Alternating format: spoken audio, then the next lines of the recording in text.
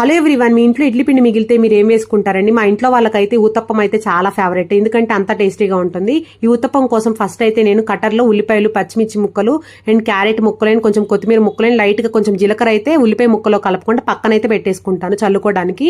So అర్థమైంది కదండి, ఉల్లిపాయ ముక్కలు, పచ్చిమిర్చి ముక్కలు, క్యారెట్ ముక్కలు అండ్ అల్లం ముక్కలు అయితే సన్నగా కట్ చేసేసుకొని అయితే రెడీగా పెట్టుకున్నాను. సో ఇప్పుడైతే స్టవ్ ఆన్ చేసేసుకొని ఇలా దోశ తవా అయితే పెట్టేసుకొని ఇడ్లీ పిండి అయితే మరీ పలచగా కాకుండా మనకి ఇడ్లీకి వేస్తాం కదండి కన్సిస్టెన్సీ సేమ్ అంతే ఉండాలి.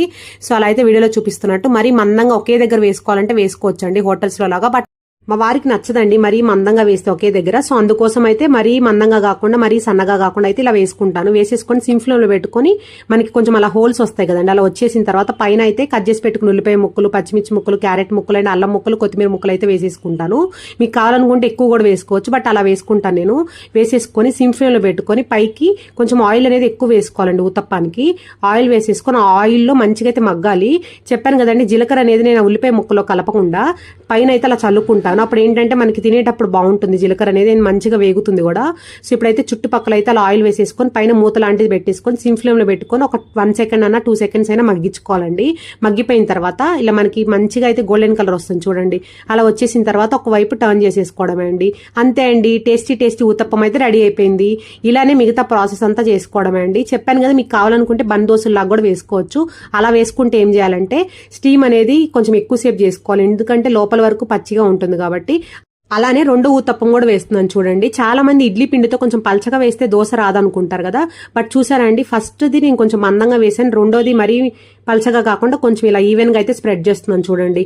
ఇలా వేసుకుంటే కూడా దోశ వస్తుందండి, ఊతప్పం అనేది.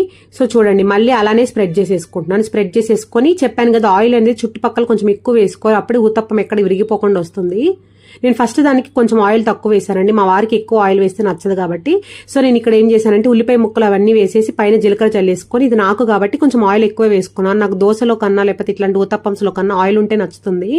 సో ఆయిల్ అయితే చుట్టుపక్కల ఎక్కువ వేసుకుంటే మనకి ఎక్కడ బ్రేక్ అవ్వకుండా వస్తుంది చూడండి ఊతప్పం అనేది. మీకు ఇక్కడ ఎగ్జాంపుల్ గా చూపించాలని చెప్పి ఫస్ట్ దానికి సెకండ్ దానికి తేడా చూపిస్తున్నాను. ఇట్లా ఆయిల్ ఎక్కువ వేసేసి మూత పెట్టేసుకొని స్టీమ్ చేసుకోవాలి ఒక 2 సెకండ్స్ అన్నా. చూడండి, ఉల్లిపాయ ముక్కలు కూడా మగ్గిపోయినాయి.